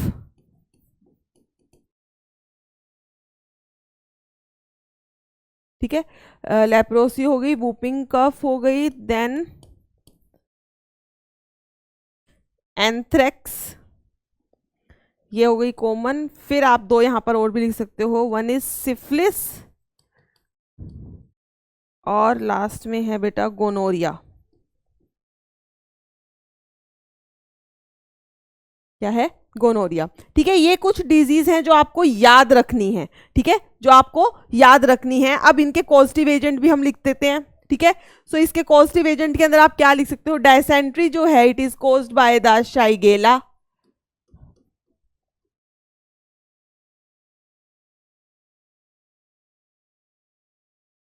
तो डायसेंट्री का कॉजेटिव एजेंट ये सब क्या है? बैक्टीरिया। ठीक है, dysentery is caused by the Shigella dysenteriae. ठीक है, so it is caused by dysentery is caused by Shigella. Then plague. Plague जो है बेटा it is caused by the, ये आपको सबको पता ही होगा, बहुत ही प्यारा सा नाम है, यर्सीनिया पेस्टिस। देखो ये आपकी बुक में नहीं है, ये 3 डिजीज डायसेंट्री, प्लाग, कोलरा, ये आपकी बुक के अंदर एक पैराग्राफ में, उसी पैराग्राफ में पढ़ाऊंगी मैं आपको, वहां मेंशन है, बट और डिजीज नहीं है। बट ये सब कॉमन डिजीज हैं। जब आप क्वेश्चन सोल्व करते हैं वहां पर आपको जो लिस्ट होती है, जो आपके ऑप्शंस दिए होते हैं बेटा, वहां पे ये सब मिल जाते हैं। तो आपको इतना तो पता होना, जस्ट कॉजेटिव एजेंट इनका जानना बहुत इंपॉर्टेंट है। सो यर्सीनिया पेस्टिस हो गया। कॉलेरा जो है it is caused by Vibrio cholerae. ठीक है, so cholera is caused by Vibrio cholerae. Tuberculosis, यह सबको पता है। देखो कॉलरा के अंदर बच्चे कंफ्यूज हो जाते हैं क्योंकि नाम में क्या है? Vibrio cholerae. ठीक है, तो ये विब्रियो से बच्चे सोच लेते हैं कि वायरस है, तो बेटा आपको याद रखना cholera is a bacterial infection. Then tuberculosis, TB किससे कॉज होता है? Mycobacterium tuberculosis.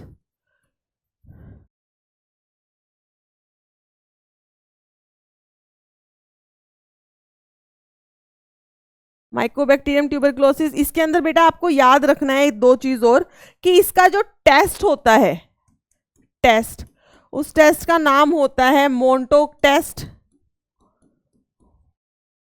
टेस्ट, ठीक है, और जो इसमें एक वैक्सीन दी जाती है ताकि आपको टीबी ना हो, that is the BCG vaccine, bacillus Calmette Guérin. I hope सबको पता होगा इतना। बीसीजी वैक्सीन जिसका क्या फुल फॉर्म क्या होती है? बैसिलस कैलमेट ग्यूरिन में लिख देती हूँ।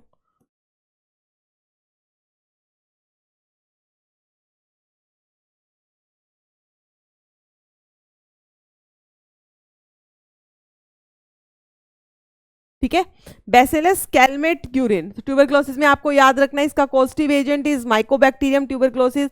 यहां पर एक कंफर्मेटरी टेस्ट जो किया जाता है दैट इज मोंटोक टेस्ट, एंड जो यहां पर वैक्सीन दी जाती है बीसीजी, जो आप बचपन में ही आपको लग जाती है। अगर आप देखेंगे सबके हाथ पर यहां पर निशान होगा। ठीक है, तो बैसिलस कैलमेट ग्यूरिन, इसको हम अच्छे से एक्सप्लेन करेंगे जब हम इम्यूनाइजेशन वैक्सीनेशन करेंगे, तब मैं आपको इसको बताऊंगी। ठीक है, कि कौन से टाइप की वैक्सीनेशन है, वहां पर इसको डिस्कस करेंगे। देन लेप्रेसी, लेप्रेसी का बेटा एक और कॉमन नेम होता है, इसे हम कहते हैं हैंसन्स डिजीज।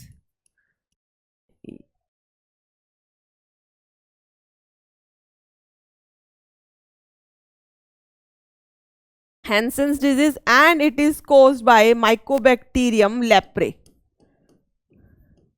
ठीक है, M for mycobacterium, leprosy is caused by mycobacterium leprae. I hope ये तो खुद कर लोगे ना, इसमें कोई बड़ी वो तो है नहीं, सबने पढ़ा होगा इतनी बातें। फिर वूपिंग कफ में लिखो बेटा, इसका होता है बोर्डेटेला परट्यूसिस। Bordetella pertussis. ठीक है, बोर्डेटेला परट्यूसिस। एंथ्रेक्स के अंदर क्या होगा आपका? इसका सिंपल सा नाम होता है बैसिलस एंथ्रेसिस। ठीक है, anthrax is caused by the bacillus anthracis. फिर आता है सिफिलिस और गोनोरिया। अगर आपको याद हो हमने लास्ट लेक्चर में भी लिखे थे, they are the sexually transmitted infection. So syphilis is caused by the Treponema pallidum.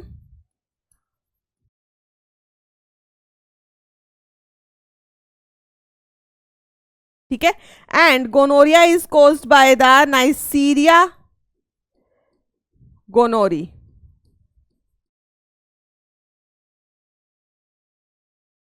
ठीक है, तो मेन जो हमारे बैक्टीरियल इन्फेक्शन जिसके हमने साइन एंड सिम्टम्स सब डिस्कस किए, that was the typhoid, that is enteric fever and pneumonia. उसके अलावा बेटा यहाँ पर मैंने कुछ अदर बैक्टीरियल इन्फेक्शन लिखे हैं जिसके आपको कॉजेटिव एजेंट याद होने ही चाहिए, ठीक है। ये नहीं सोचना कि हमारी बुक में नहीं है, बुक में कहीं ना कहीं, जैसे कि सिफिलिस गोनोरिया कहीं आ गया था, बीसीजी हम वैक्सीनेशन में करेंगे तब आ जाएगा, तो आपको पता होना चाहिए बीसीजी किस में देते हैं, ट्यूबरक्लोसिस में, भाई टीबी में देते हैं, टीबी किससे होता है, ठीक है। ये ऊपर के 3 नाम डायसेंट्री, प्लेग, कोलरा, ये आपकी बुक में मेंशन है, तो of course you should know the causative agents, ठीक है। तो कोई भी चीज एक्स्ट्रा नहीं है, ये आप अच्छे से इसको याद रखने वाले हैं।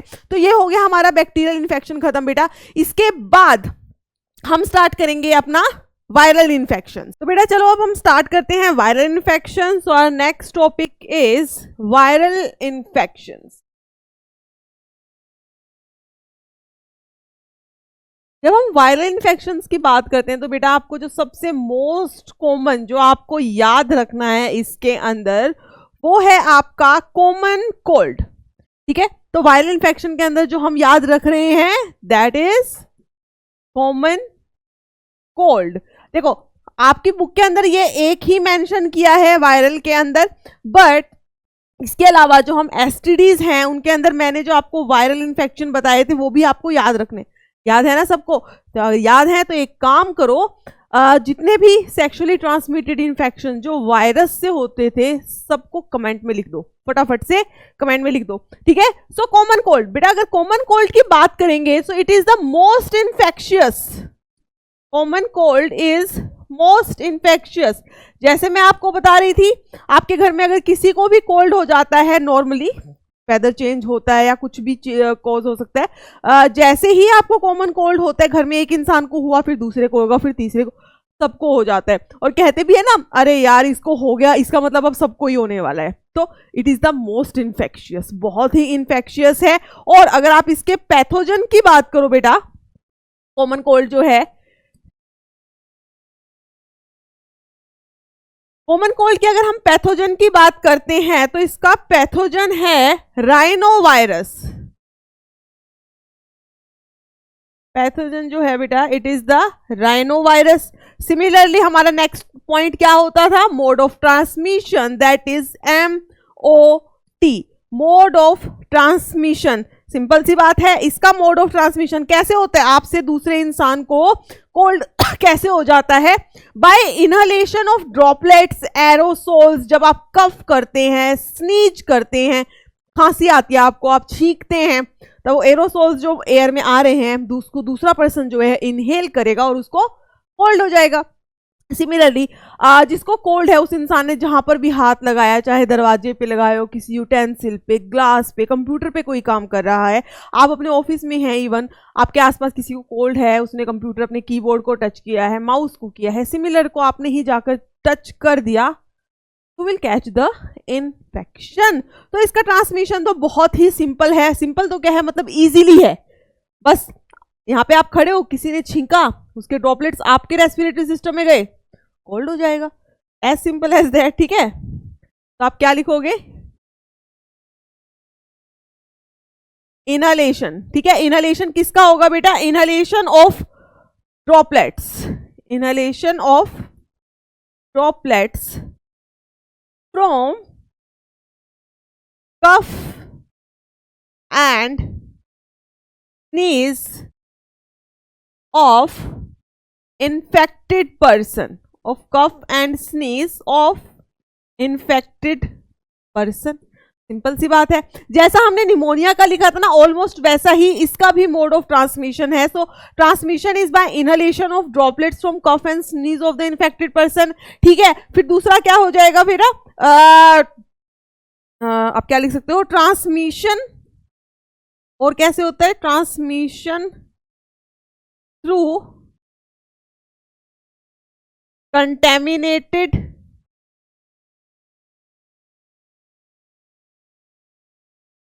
ग्लासेस, डोर नॉब्स, ठीक है, कीबोर्ड, आप सेम कंप्यूटर यूज कर रहे हो कीबोर्ड से, ठीक है, सेम माउस यूज कर रहे हो, ठीक है। तो जो भी किसी भी चीज को हाथ लगाओगे, आपने भी जाकर हाथ लगा लिया, इन्फेक्शन आप कैच कर लेंगे, जस्ट सिंपल। ठीक है, मतलब ये इसको मोस्ट इन्फेक्शियस कहा ही इसलिए गया है कि भाई कुछ भी चीज को आप हाथ लगाओगे, जिसको इन्फेक्टेड पर्सन ने लगाया था, आपको इन्फेक्शन वो कैच हो जाएगा। ठीक है, so common cold is the most infectious pathogen है बेटा इसका राइनो वायरस।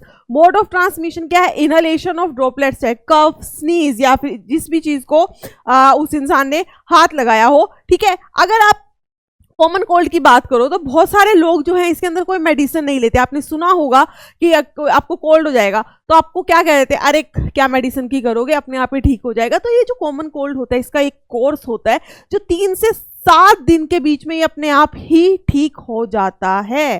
ठीक है, 3 से 7 दिन के बीच में अपने आप ठीक हो जाता है। कैसे भाई? इतनी मतलब बहुत ज्यादा कोई सीवियर इन्फेक्शन नहीं है, इतना तो हमारी बॉडी भी आपको प्रोटेक्ट कर सकती है। हमारी बॉडी का इम्यून सिस्टम काम करना शुरू करेगा और 3 से 4 दिन में इन सब वायरस को भूमंतर कर देगा।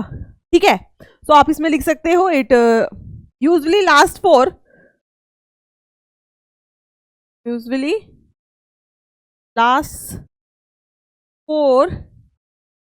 3 to 7 डेज, बस 3 से 7 दिन के अंदर ये ठीक हो जाता है। फिर हम बात कर लेते हैं इसके साइन एंड सिम्टम्स की।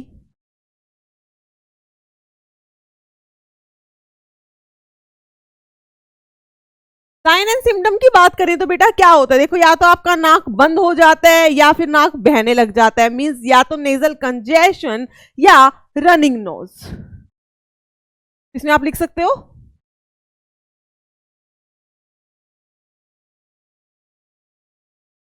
ठीक है, या तो क्या हो जाएगा, आपको नेजल कंजेशन हो जाएगा, या फिर क्या होता है रनिंग नोज लिख दो या डिस्चार्ज लिख दो। नेजल कंजेशन, रनिंग नोज, फिर गला बहुत खराब हो जाता है, गले के अंदर दर्द होता है, सोर थ्रोट, होर्सनेस। हॉर्सनेस मतलब क्या होता है? बहुत ज्यादा ऐसे खरखराहट, आवाज खराब हो जाती है ना, उसे कहते हैं बेटा हॉर्सनेस ऑफ वॉइस। ठीक है, सोर थ्रोट हो गया, हॉर्सनेस हो गया, कफ हो जाती है, हेडेक बहुत होता है। ठीक है, हेडेक होगा और टायर्डनेस। जब आपको कफ, ये मतलब नॉर्मल सा कॉमन कोल्ड भी होता है ना, तब कैसा लगता है ना कि आंखें बहुत भारी हो गई हैं, सिर इतना भारी होता है, बहुत थके थके से रहते हो, तो जस्ट ये इसके सिम्टम्स होते हैं किसके? कॉमन कोल्ड के। And it usually last for 3 to 7 days. अब कॉमन कोल्ड और न्यूमोनिया जो है इसके अंदर क्या डिफरेंस है?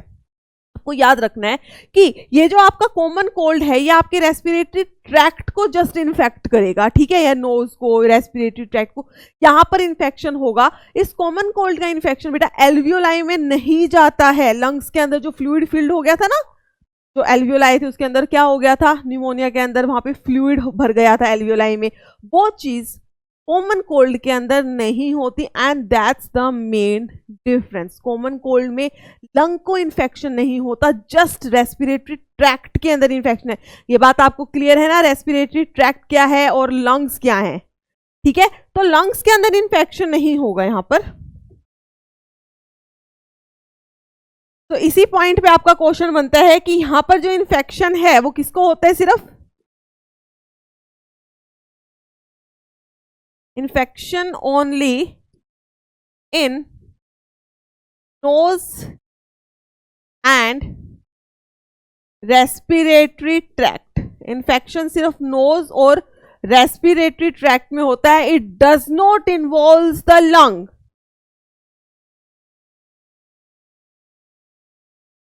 पैसेज लिख दो आप।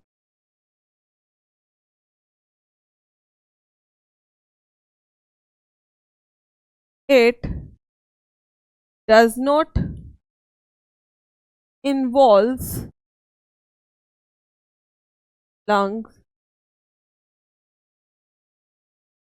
बहुत बहुत इंपॉर्टेंट पॉइंट है, ये आपको अच्छे से याद रखना है। कॉमन क्वेश्चन यही आता है कि निमोनिया, और देखो एक तो आपको पैथोजन का पता चल ही गया कि हमने निमोनिया में जो है एक तो पहली बात थी क्या, निमोनिया क्या था, बैक्टीरियल इन्फेक्शन था जो किससे होता था, स्ट्रेप्टोकोकस निमोनिया और हीमोफिलस इन्फ्लुएंजा से होता था।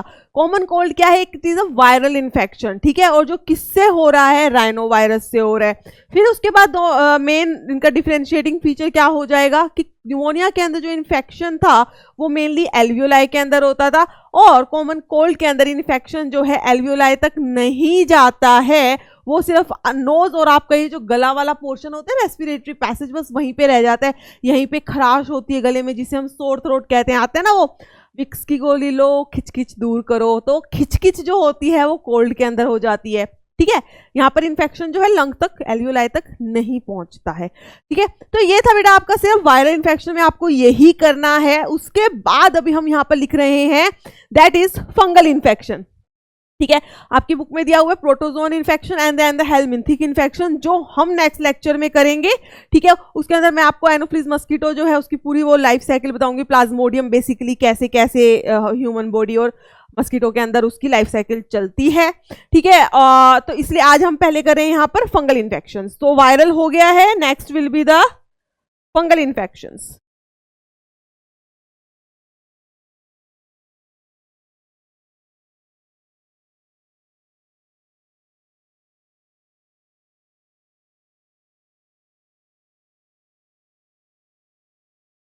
तो बेटा वायरल हो गया, फंगल इन्फेक्शन। अब अगर हम फंगल इन्फेक्शन की अगर आप बात करते हो तो इसके अंदर जो सबसे कॉमन इन्फेक्शन है वो आपकी यहाँ पर फंगस की 3 जेनरा कर दी हैं, ठीक है। दैट इज माइक्रोस्पोरम, ठीक है, ट्राइकोस्पोरम एंड एपिडर्मोफाइटोन, ठीक है। तो ये 3 ऐसी जेनरा है बेसिकली फंगस की जो आपके ऊपर ह्यूमन बींग्स के अंदर जो है फंगल इन्फेक्शन करती है। और फंगल इन्फेक्शन की अगर आप बात करो, पहले समझ लो पूरा, फंगल इन्फेक्शन की अगर आप बात करोगे बेटा तो फंगल इन्फेक्शन क्या है, हुआ है किसी को, कभी ना कभी किसी को हुआ हो, या फिर क्या होता है आपके घर में कभी हुआ होगा रिंग वॉर्म, जिसे हम क्या कहते हैं, रिंग वॉर्म, दाद, दाद खाज खुजली ऐड आती है ना, रिंग वॉर्म की, दाद खाज खुजली मिटाओ, ये सब बकवास जो होती है, ठीक है। तो ये क्या है आपका फंगल इन्फेक्शन है, जो कौन सी फंगस की कौन सी जेनरा से होता है, माइक्रोसोरम से, ट्राइकोफाइटोन एंड एपिडर्मोफाइटोन,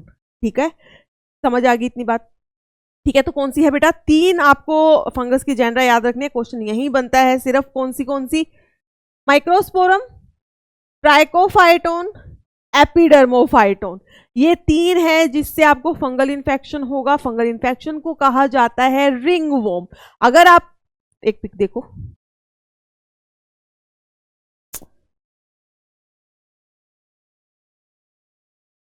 ये देखो बेटा, अगर आप रिंग वॉर्म की बात करते हो, अगर आपको ये डायग्राम क्लियर है तो यहाँ पे आप देखोगे क्या बन गया, एक ऐसे लीजन बन गया है, लीजन, ये एक सब सर्कमस्क्राइब्ड एरिया जो है इसको कहेंगे हम लीजन बन गया है। कैसा है, किसी को होता है उसको एक तो बहुत ज्यादा ईचिंग होती है, खुजली बहुत ज्यादा आती है, और जब आप इसको देखते हो तो ये ड्राई और स्केली होता है, ड्राई मतलब सूखा हुआ सा होगा, व्हाइट व्हाइट सा हो जाएगा ऊपर से, दैट इज फंगल इन्फेक्शन।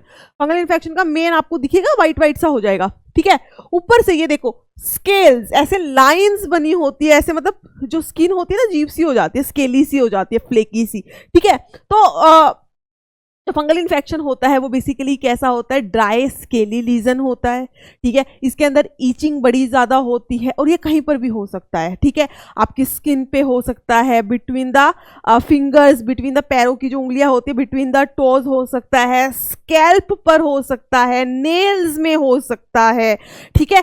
ऐसी जगह जहां उसको मॉइस्चर मिले, हीट मिले, ठीक है। जैसे स्किन फोल्ड्स हैं, हमारी स्किन जहां से फोल्ड करते हैं, आपने देखा हो गर्मियों के अंदर, ठीक है, गर्मियों के अंदर जो लोग जैसे सबके अंदर ही, और जो लोग ये कॉलर वाली शर्ट्स पहनते हैं उनके पीछे गर्दन पे बड़ा कॉमन रहता है ये, ठीक है। वहां पे क्या होता है, मॉइस्चर रहता है, हीट मिल ही रही है, तो उसको एक परफेक्ट एरिया मिल गया इन द ग्रोइन रीजन, जो आपका रिप्रोडक्टिव एरिया होता है, वहां पर जो क्रीजेस होती हैं उसको हम कहते हैं ग्रोइन रीजन, वहां पर इसके होने के चांसेस बहुत ज्यादा होते हैं। तो मतलब हमारी बॉडी का वो एरिया जहां पर मॉइस्चर हो, हीट हो, वो इसके लिए एक फेवरेबल कंडीशन है डेवलप करने के लिए, किसको, फंगस को। 3 आपको जेनरा याद रखनी, कौन सी बेटा, माइक्रोस्पोरम, ट्राइकोफाइटोन एंड एपिडर्मोफाइटोन।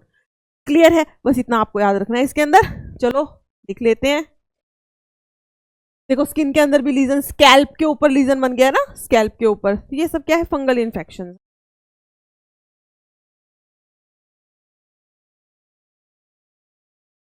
ठीक है, तो फंगल इन्फेक्शन के अंदर हम क्या लिखेंगे बेटा, fungus belonging to genera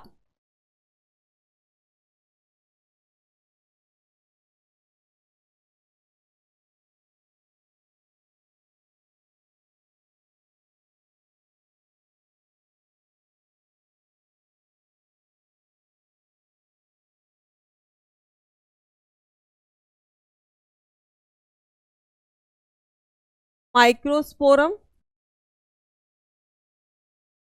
Trichophyton and Epidermophyton. Microsporum, Trichophyton, Epidermophyton, ये तीनों ही जो हैं क्या करती हैं, फंगल इन्फेक्शन करती हैं। और फंगल इन्फेक्शन को नॉर्मली आप क्या कह देते हैं, ringworm. Responsible for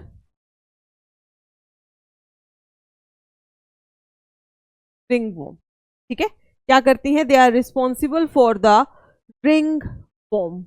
I hope इतनी बात तो क्लियर है बेटा। ये बस इसी पे ही क्वेश्चन इसी पे आ रहा है, माइक्रोस्कोप स्पोरम, ट्राइकोफाइटोन एंड एपिडर्मोफाइटोन। ठीक है, और अगर इसकी हम बात करें, it is the most infectious disease.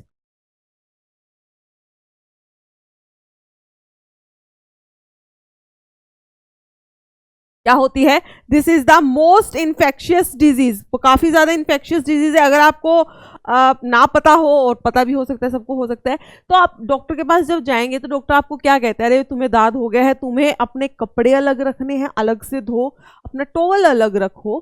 ठीक है, इवन जहां पर आप बेड पर सो रहे हैं, वो भी अपनी जो बेडशीट्स वगैरह हैं वो सब अलग रखो जब तक इन्फेक्शन ठीक नहीं हो जाता, because it is very infectious. ठीक है, most infectious disease in man, काफी ज्यादा इन्फेक्शियस है। एक बार हो गया, किसी पे थोड़ा सा भी लगा, फंगस भाई ग्रो करना शुरू कर देता है। So it is very infectious. Clear है बेटा इतनी बात? ठीक है, अब नेक्स्ट अगर हम इसके साइन एंड सिम्टम की बात करें, तो मैंने आपको बताया ही था,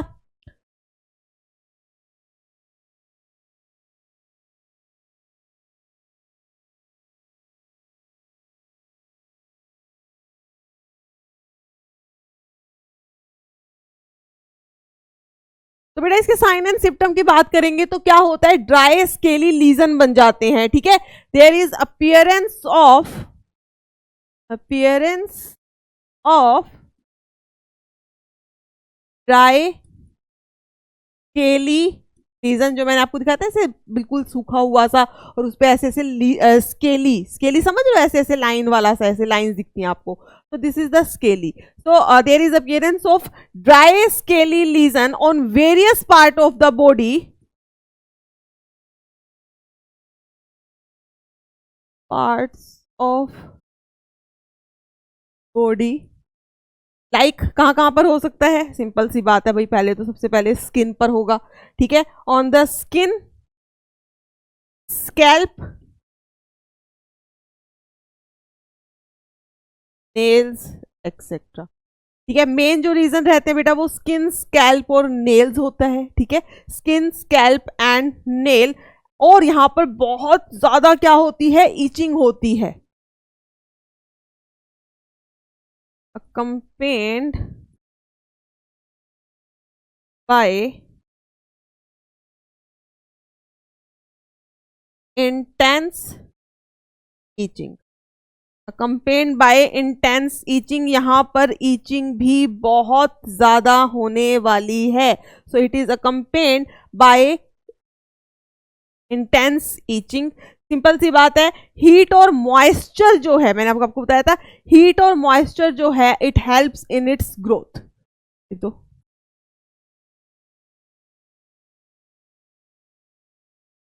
हीट एंड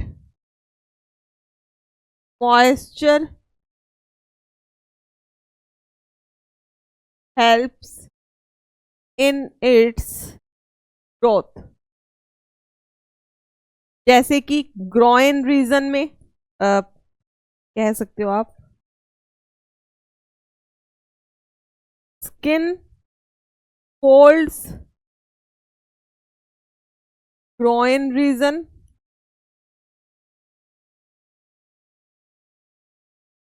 between toes. ठीक है, तो हीट एंड मॉइस्चर जो है it helps in its growth. कहाँ कहाँ पर आपको मेन देखने को मिलता है, जहाँ पे स्किन ऐसे फोल्ड हो जाए, जहाँ पर इजीली जो है मॉइस्चर जो स्वेटिंग है वो रहे. ठीक है, so skin fold, groin region and between the toes. Clear है बेटा? ठीक है, अगर इसके अब मोड ऑफ ट्रांसमिशन की बात करूं, मोड ऑफ ट्रांसमिशन जो मैंने अभी आपको बताया था, मोड ऑफ ट्रांसमिशन क्या होगा बेटा? एक तो ये आपको कहाँ से एक्वायर करते हो आप? नॉर्मली सॉइल से. ठीक है, नॉर्मली कहाँ से कोई भी मिट्टी वगैरह है आपके उसमें पड़ जाती है, उसमें कोई फंगस होगा वो आप वहाँ पे ग्रो करना शुरू कर जाएगा.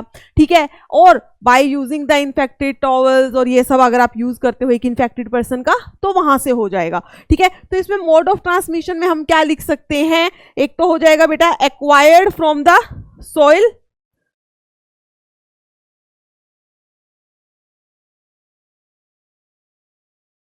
एक्वायर्ड फ्रॉम सॉइल, सीधा मिट्टी से, मिट्टी के से तो हर चीज ही आ जाती है. ठीक है, एक्वायर्ड फ्रॉम सॉइल और बाय यूजिंग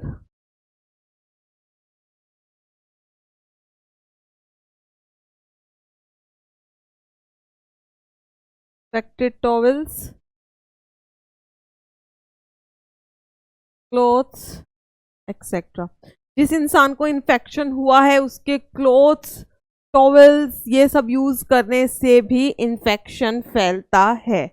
ठीक है, तो ये था बेटा आपका फंगल इन्फेक्शन. तो आपको इसमें क्या क्या याद रखना है हमने अच्छे से डिस्कस कर लिया है. 3 जेनरा याद रखने हैं, that is Microsporum, Trichophyton and Epidermophyton. Disease का नाम जो है इसमें प्रॉपरली लिया जाता है रिंगवॉर्म. रिंगवॉर्म जो ये इन्फेक्शन है ये आपकी स्किन में कहीं पर भी हो सकता है, स्किन पे या नेल बेड्स जो होते हैं ना साइड में यहाँ पर. ठीक है, नेल बेड्स पे, स्कैल्प पे, और मोस्टली ये ऐसे एरिया पे होता है जहाँ पर उस एरिया में क्या हो, मॉइस्चर रहे काफी टाइम तक और हीट वाला सीजन हो. गर्मियों में हमेशा आपने देखा होगा ज्यादा होता है. ठीक है, तो जहाँ पे आपके स्किन फोल्ड्स होते हैं, ग्रोइन रीजन है बिटवीन द टोज, पैरों के नीचे उंगलियों के बीच में जो होता है वो रीजन. ठीक है, जहाँ पे मॉइस्चर एंड हीट रिटेन रहे. जब इसका लीजन बनता है तो वो दिखता कैसा? It is dry scaly lesion, जहाँ पर बहुत ही ज्यादा क्या होती है, इंटेंस ईचिंग होती है. मोड ऑफ ट्रांसफर क्या है? From the soil. इन्फेक्शन हुआ आपको कहीं पे, पहले ही इतनी ज्यादा मॉइस्चर वगैरह होगी तो ऊपर से मिट्टी आ गई, आपने सफाई नहीं करी, वो ग्रो कर जाएगा वहां पर फंगल इन्फेक्शन. ठीक है, और दूसरा क्या होता है, जिसको ऑलरेडी फंगल इन्फेक्शन हुआ है इन्फेक्टेड पर्सन से भी आपको हो जाएगा. बेसिकली सब डिजीज आपस में हो जाती है क्योंकि हम बात ही किसकी कर रहे हैं? इन्फेक्शियस डिजीज की. तो बेटा आज हमने क्या क्या किया? डेफिनेशन की है, पूरा एक चैप्टर का लेआउट किया, टाइप ऑफ डिजीज बनाई है, और साथ में क्या किया हमने, इसका पूरा बैक्टीरियल इन्फेक्शन हमारा कंप्लीट हो चुका है, वायरल कंप्लीट हो चुका है एंड फंगल कंप्लीट हो चुका है. नेक्स्ट लेक्चर में हम करेंगे protozoan infection, that will be the main जो हमारा उसमें है. मलेरिया होगा, हेलमिंथिक इन्फेक्शन करेंगे, जो आपके स्कैरिस वगैरह हैं वो सब करने वाले हैं हम. ठीक है, तो चलिए फिर ये था आपका आज का लेक्चर. इसको बेटा अच्छे से पढ़ लेना. इस चैप्टर इसके साथ आपको जो डीपीपी है नेक्स्ट लेक्चर में मिलेगी, क्योंकि ये सब जो जितने भी कॉमन वाले इन्फेक्शन है इन सब के क्वेश्चन कंबाइन होके आते हैं. तो नेक्स्ट वाला लेक्चर जो है उसके अंदर आपको इसकी डीपीपी मतलब प्रैक्टिस शीट मिलने वाली है आपकी. तब तक के लिए आप अच्छे से लेक्चर पढ़िए, नोट्स बढ़िया बढ़िया से बनाइए, और हम मिलते हैं नेक्स्ट लेक्चर में. Thank you, bye.